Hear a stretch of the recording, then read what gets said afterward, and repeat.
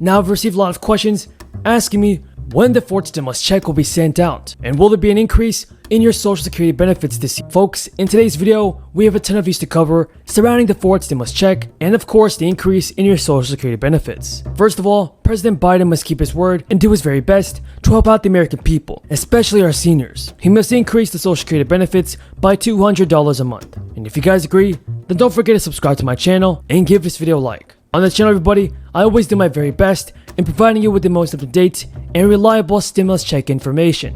So be sure to subscribe to never miss out on the very important stimulus check and Social Security news. Unless you want program failure, unless Senator Schumer doesn't want this to happen, you need a little bit more time to get it right. It can absolutely happen, but you need the pay-fors. Senator Barrasso spoke to that. If we get the pay-fors, we can pass this. Now, the announcement that President Biden's fiscal 2022 budget proposal will provide a 9.7 increase, or $1.3 billion in funding to the Social Security Administration is certainly a promising step forward toward a return to post-crisis normalcy. Like many government agencies, the Social Security Administration closed the bulk of its field offices to protect the health of employees and customers during the crisis. But the ripple effect for those applying for Social Security Disability Insurance, or SSDI, has been devastating. Amid the crisis, the backlog of pending disability applications awaiting a decision rose by 30%, from 593,000 in 2019 to around 765,000 last year.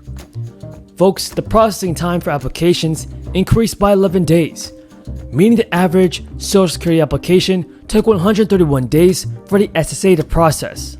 Everybody tell me in the comments down below, do you folks rely on Social Security as your main source of income?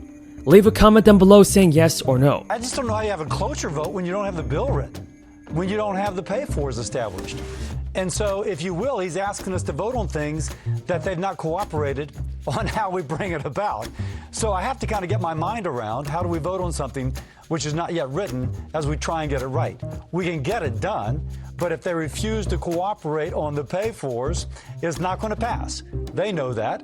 And so again, how do you vote for cloture on something which is not yet ready?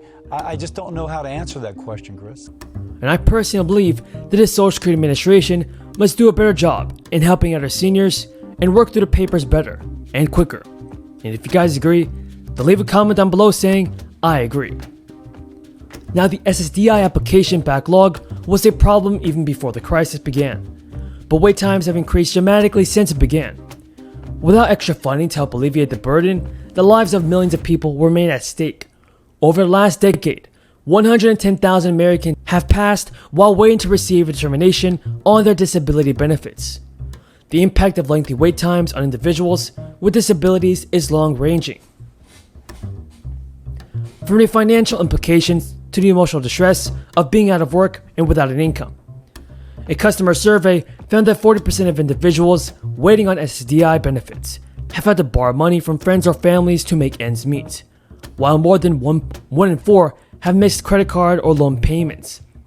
Other people have even suffered from the physical toll of this lengthy process. It is also important to get now, folks, I also want you to know this. It is very important that Social Security beneficiaries receive a $200 monthly payment raise. One of the biggest proposed changes could come if President Biden's plan, which proposes adding an extra $200 to millions of Social Security recipients, is approved. President Biden must work hard to get this done. The average monthly Social Security check for retired workers was $1,514. The administration says that the number of recipients ages 65 and older, who will likely be on Social Security in 2035, will increase by 22 million people, from 56 million to more than 78 million. A news release from the Assistant Deputy Commissioner of the Social Security Administration announced that Americans can expect to see their Social Security benefits and SSI payments rise by 1.3%, thanks to a cost of living adjustment.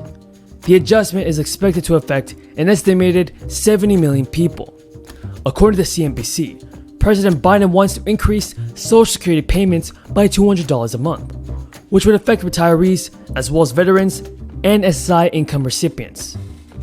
The additional benefit was first proposed by two Democratic senators, Ron Wyden and Elizabeth Warren.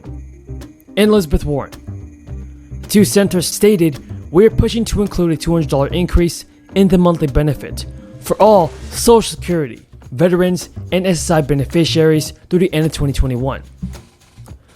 The two estimated that such a supplement would add $4,000 in the pockets of seniors and people with disabilities who have earned this benefit by contributing to Social Security with every paycheck, and improve the lives of millions of Americans and help our economy stabilize and recover." The senators also noted that many retired workers rely wholly on those payments for income and that beneficiaries have received a supplemental payment in times of economic strife before, back in 2008 and 2009. Now Congress has been negotiating for months to get President Biden's infrastructure package passed. A Republican senator who's helping to negotiate a bipartisan infrastructure proposal said that the group is no longer looking at toughening enforcement at the IRS as a way to pay for the massive bill. I personally believe that our politicians must do a better job in helping out the American people. And if you guys agree with me, then let's get this video to 1,000 likes. Administration sent us regular updates on our estimated future benefits, which change all the time because the amount is based on the 35 years in which you earn the most. Well, they're no longer emailing or mailing those estimates to us. Mr. President, our Democratic colleagues have begun to lay out the groundwork for a partisan reconciliation bill totaling $3.5 trillion. What used to be an absolutely astonishing amount of money. We don't have many details about how that money could be spent, but based on everything we've heard from President Biden and our Democratic colleagues over recent months, there are some safe assumptions. Medicare expansion, Green New Deal era, climate initiatives, and a range of free programs that we know aren't free at all. College, child care, you name it. To pay for these runaway spending habits, our Democratic colleagues will lean on job-killing tax increases and excessive borrowing from future generations. As a reminder, this is only one half of the dual-track strategy they're pushing this month.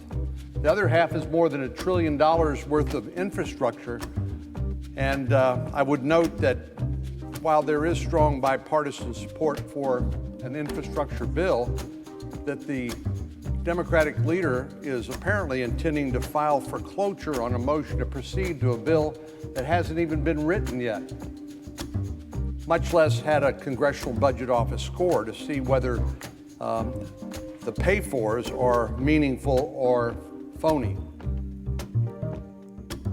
As I see it, our friends on the other side have made it even more difficult to convince our colleagues, let alone the American people, that this type of